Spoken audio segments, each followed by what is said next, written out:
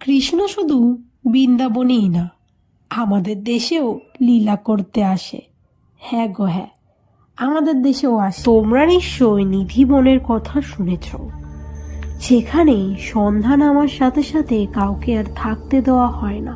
তেমনি পশ্চিমবঙ্গের মধ্যে এক জায়গা রয়েছে যেখানে সন্ধ্যা নামার সাথে সাথে কাউকে থাকতে দেওয়া হয় না।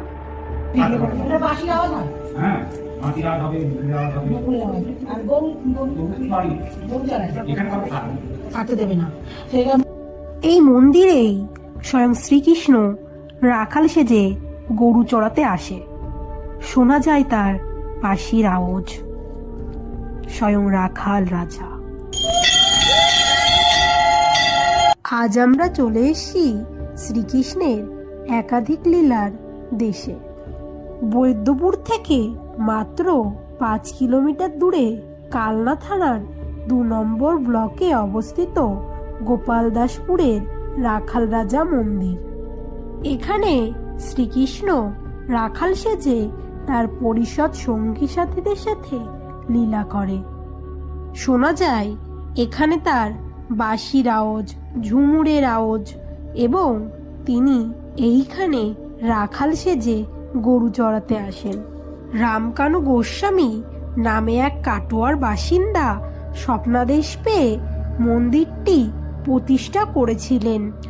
তোমাদের এখন দেখাতে চলেছি গিরি গোবর্ধন মন্দির, যেখানের অন্যতম বৈশিষ্ট্য হলো কার্তিক মাসে গোপীনাথজি যান গোবর্ধন মন্দিরে।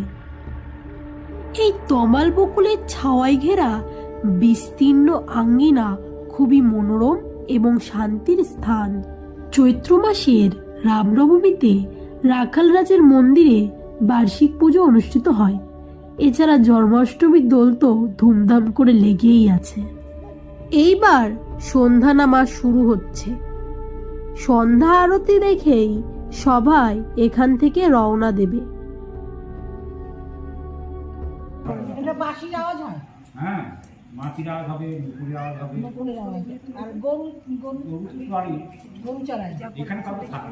থাকতে দেবে না, সেটা মানে অনেকে চেষ্টা করেছিল, কেউ মাছ রাত্রে বাড়ি পালিয়েছে, কেউ নদী দিয়ে পালিয়েছে ভয়ে।